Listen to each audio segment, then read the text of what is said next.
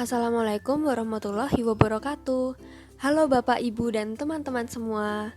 Perkenalkan, kami dari tim KKN PPM Universitas Gadjah Mada, khususnya subunit Desa Pajam, ingin membagikan informasi seputar pemasaran kain tenun.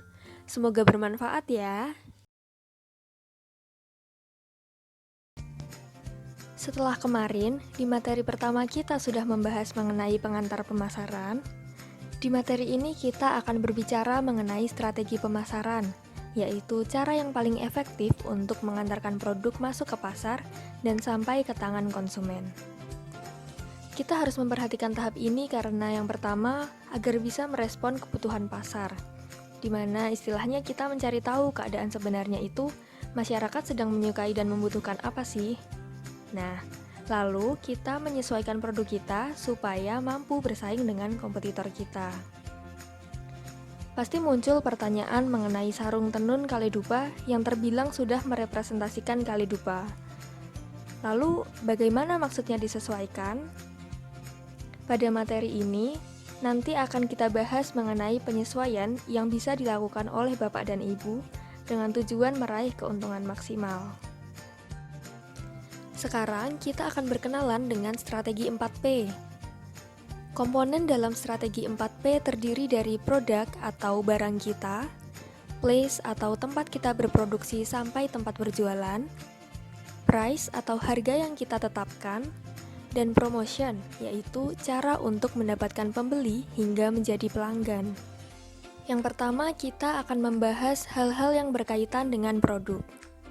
Sebagai penjual, kita harus mampu untuk menjawab pertanyaan seputar produk, seperti produk apa saja yang kita jual, kelebihan produk kita dibanding produk sejenis, apa yang konsumen inginkan dari produk kita, dan apa yang membuat konsumen puas dengan produk kita, lalu bagaimana konsumen mendapatkan pengalaman dari produk kita, bagaimana dengan ukuran, warna, dan sebagainya dari produk yang kita jual.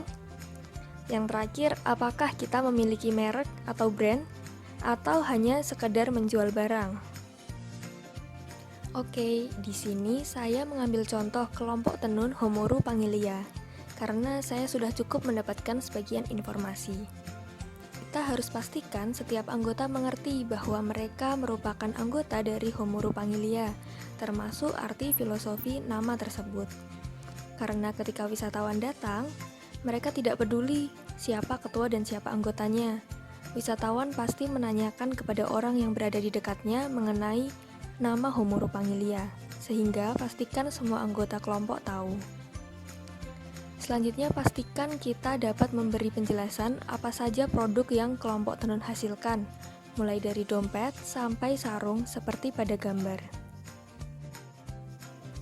Tidak cukup jika hanya mengetahui produk yang kita hasilkan, tapi kita juga harus mulai menyadari kelebihan yang bisa kita unggulkan untuk menarik konsumen. Misalnya handmade atau dibuat secara manual oleh ibu-ibu desa Pajam, mulai dari pengumpulan kapas hingga proses menenun. Selain itu, yakinkan calon pembeli bahwa dengan membeli produk tenun, ikut mendorong berkembangnya produk dalam negeri dan penciptaan lapangan kerja di Kaledupa. Dan yang ketiga, produk tenun menggunakan alat dan bahan yang ramah lingkungan. Langkah selanjutnya adalah mengenali kebutuhan konsumen atau pembeli. Sederhananya, ada dua jenis konsumen, yaitu yang membeli barang karena mencari nilai di dalam barang tersebut, dan membeli barang karena mencari fungsi dari barangnya. Nilai yang dimaksud dalam konteks produk kain tenun adalah keunikan atau khas Kaledupa Wakatobi. Konsumen yang mencari nilai menganggap bahwa nilai yang terkandung dalam barang sebanding dengan harganya. Mereka cenderung peduli pada proses dan usaha pembuatannya, dan tertarik akan Kaledupa Wakatobi. Contoh produk yang diinginkan konsumen tipe tersebut adalah sarung tenun dan syal, seperti produk-produk yang telah Bapak dan Ibu jual selama ini. Mereka tidak sensitif terhadap harga, sehingga harga sarung sebesar 600.000 pun akan dibeli apabila dia suka atau menjumpai makna menarik di barang tersebut. Sebaliknya, Konsumen yang membeli karena fungsinya cenderung peduli terhadap hasil akhirnya. Mereka akan membandingkan barang dari satu toko ke toko lain dan mencari yang pas dengan daya belinya. Biasanya sih mencari yang termurah. Mereka memang tergolong modern, namun masih tertarik pada unsur budaya. Contoh produk yang diinginkan dari konsumen tipe tersebut adalah tas, ikat kepala, dan pernak-pernik souvenir yang biasanya dibeli sebagai kenang-kenangan atau sebagai tanda bahwa pernah mengunjungi Kalidupa.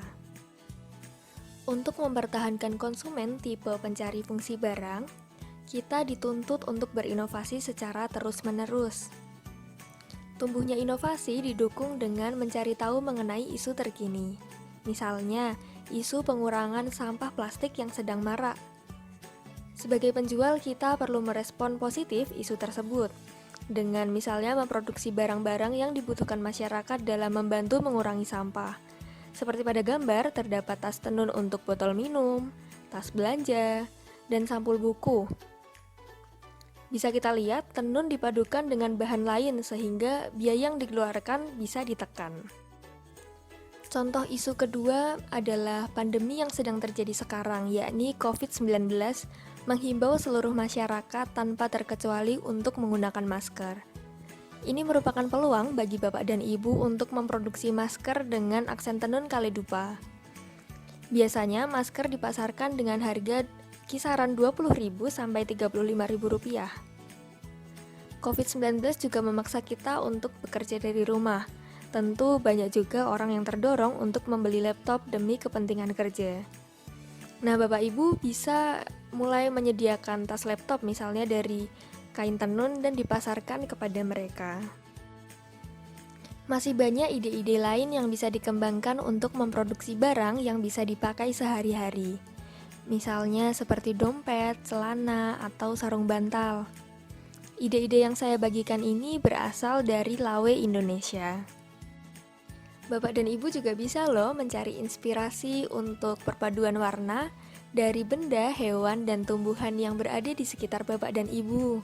Misalnya pada gambar, dari menganalisis burung gelatik Jawa, dapat dihasilkan perpaduan warna yang menarik yang bisa disusun menjadi motif kain tenun. Berikutnya, saya memaparkan perbedaan tujuan ketika kita menggunakan sebuah nama sebagai nama kelompok dan sebuah nama sebagai merek. Ketika menjadi sebuah nama kelompok, pasti menarik bagi wisatawan untuk mengetahui bahwa Desa Paja memiliki asosiasi ibu-ibu penenun dan sanggar tenun, serta terlihat sekali unsur budayanya. Sedangkan ketika digunakan sebagai merek, itu mampu memperluas pasar kemudian dikenal oleh orang-orang, terutama orang-orang di luar Wakatobi. Nah, selain itu, nama menjadi identitas produk dan kualitas.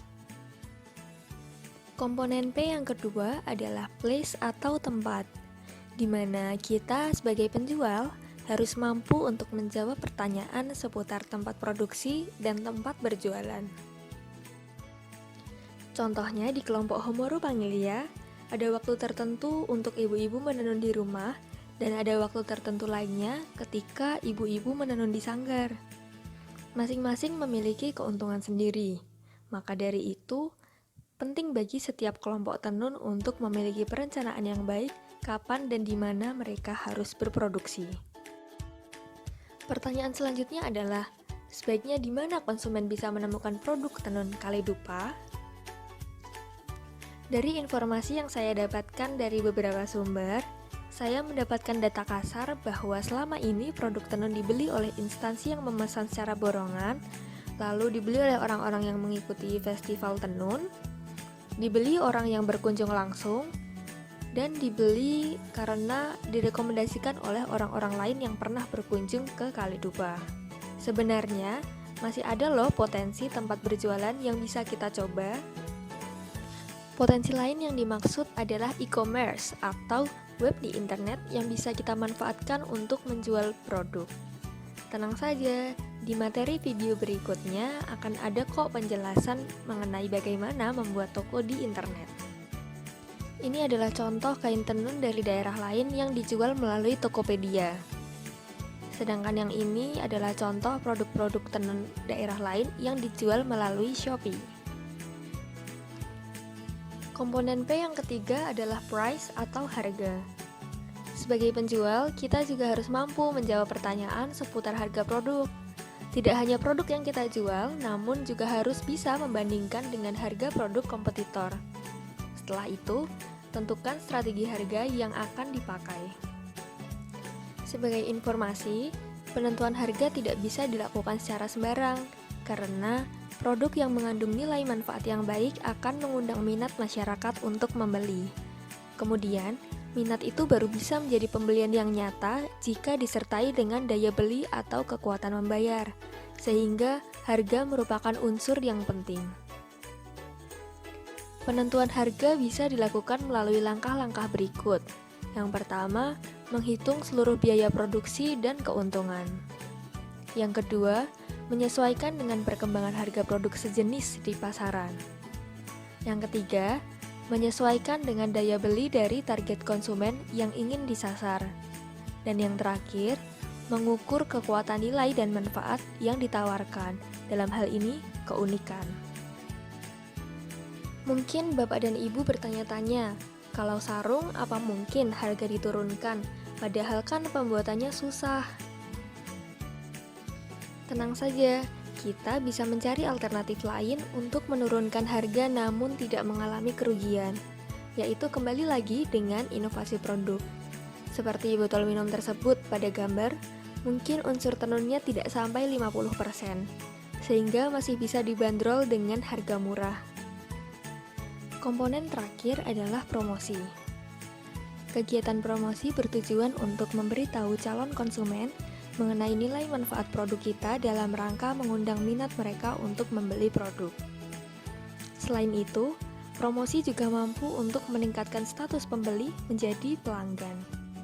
Pada dasarnya, konsumen terdiri dari 5 tingkatan, yaitu yang pertama calon pembeli atau orang-orang yang sesuai segmen sasaran seperti tingkat pendapatan, jenis kelamin, kelompok usia, suku, atau komunitas tertentu.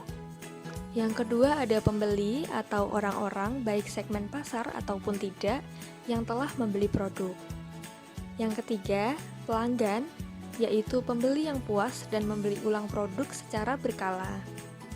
Yang keempat, penggemar, yaitu pelanggan yang mulai merekomendasikan produk tersebut kepada orang lain.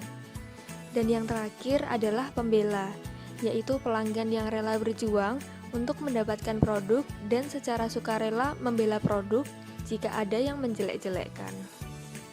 Berikutnya, cara-cara untuk mempertahankan konsumen khususnya dengan memperhatikan kualitas pelayanan, dengan cara membalas pesan calon pembeli secepatnya, memperhatikan jasa pengiriman produk, memperhatikan pelayanan pasca penjualan, dan kemudahan cara pembayaran. Tidak lupa dengan menjaga hubungan baik dengan pembeli atau calon pembeli supaya mereka melakukan pembelian berulang. Ini bisa memanfaatkan fitur-fitur seperti sistem keanggotaan, email berlangganan, promosi, maupun reward point. Yang lebih lengkapnya bisa Bapak dan Ibu baca dan dengarkan di materi yang pertama. Cara promosi selain dengan meningkatkan kualitas pelayanan adalah dengan memperhatikan kemasan produk. Sekarang ini orang-orang cenderung menyukai kemasan yang minimalis namun tetap elegan. Misalnya, kain yang dibungkus dengan kertas seperti pada gambar, kemudian ditutup menggunakan tali atau stiker merek. Lalu dibungkus menggunakan box kertas. Selain terlihat modern, kemasan seperti ini juga lumayan ramah lingkungan loh. Logo yang menjadi identitas kelompok juga penting apabila tujuan pemasaran ingin diperluas. Kalau perlu, buat saja stiker menggunakan logo kelompok Bapak dan Ibu, dan jangan lupa untuk menyertakan kontak seperti nomor telepon. Logo pada gambar hanya sebagai gambaran bagi Bapak dan Ibu. Kegiatan promosi lainnya bisa dilakukan di tempat yang sering dikunjungi wisatawan, misalnya sanggar. Pada gambar, saya mendapatkan inspirasi dari Desa Tenun Sade di Lombok. Mereka memamerkan tenun-tenunnya secara rapi dan menenun di sana. Setiap tempat menenun juga bisa dimasuki oleh wisatawan, sehingga semakin menarik di mata wisatawan. Tidak lupa, apabila wisatawan datang, penenun berusaha untuk menggunakan baju adat. Kita juga bisa mengambil peluang dengan mendirikan spot foto di dekat sanggar. Spot foto bisa dibuat seetik mungkin, misalnya adanya ukiran Kalidupa Wakatobi. Dan sediakan saja properti sarung atau syal tenun Kalidupa. Setiap ada yang mengupload fotonya ke media sosial, pasti tenun Kalidupa akan ikut terpromosikan. Dan jika memungkinkan, Bapak dan Ibu bisa memasang tarif untuk setiap foto mengenakan properti. Hal ini juga bisa untuk menambah penghasilan Bapak dan Ibu. Sarung tenun juga bisa dipromosikan dengan menjadikan tenun sebagai properti foto.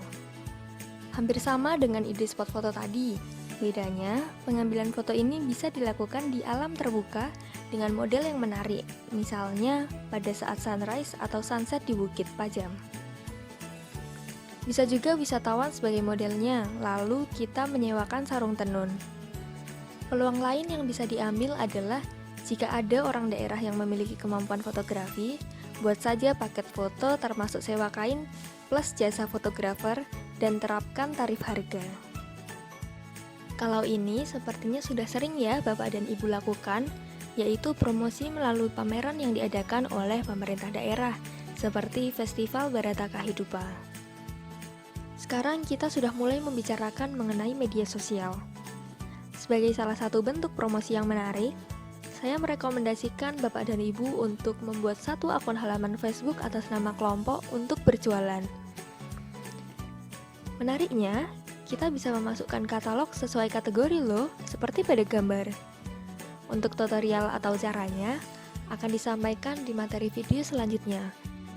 Aktivitas yang Bapak dan Ibu sering lakukan juga bisa loh sebagai media promosi, yaitu rutin update status mengenai informasi pertenunan. Bedanya, update-nya di akun halaman Facebook kelompok. Pada gambar saya sebut tenun media karena terinspirasi dari Wikipedia, yang artinya segala informasi mengenai tenun. Bapak dan Ibu bisa mulai mempromosikan produk sekaligus memberi banyak informasi ke publik mengenai pembuatan tenun Kalidupa atau bahkan fakta-fakta menariknya. Semakin rutin update status, maka semakin bagus dan akan semakin banyak mendatangkan pelanggan atau pendatang di Facebook. Selanjutnya, sekarang WhatsApp tidak hanya digunakan untuk chat dari satu orang ke orang lain, tetapi juga digunakan untuk keperluan usaha. Namanya WhatsApp for Business. Dengan fitur ini, kita bisa membalas pesan calon pembeli secara otomatis, sehingga terkesan kita tidak berlama-lama untuk membalas pesan mereka. Pesan juga bisa digunakan untuk menginformasikan sesuatu. Misalnya, calon pembeli mengirimkan pesan, apakah tas tenun masih ada? Padahal jam sudah menunjukkan pukul 11 malam. Maka WhatsApp akan membalas pesan tersebut secara otomatis seperti, "Halo, terima kasih sudah menambahkan tenun Kalidupa sebagai kontak. Namun, tenun Kalidupa aktif beroperasi hanya pada pukul 1 siang sampai 7 malam.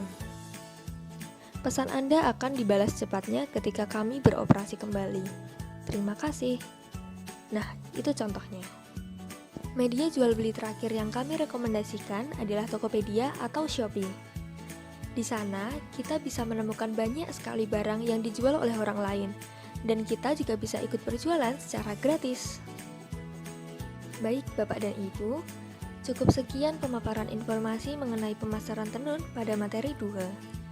Di materi selanjutnya, Bapak dan Ibu akan mempelajari cara pembuatan akun berjualan di Facebook, cara pembuatan toko di Tokopedia maupun Shopee, dan pembuatan akun bisnis di WhatsApp. Semoga materi-materi ini bisa membantu Bapak dan Ibu dalam memasarkan hasil tenun ya. Wassalamualaikum warahmatullahi wabarakatuh.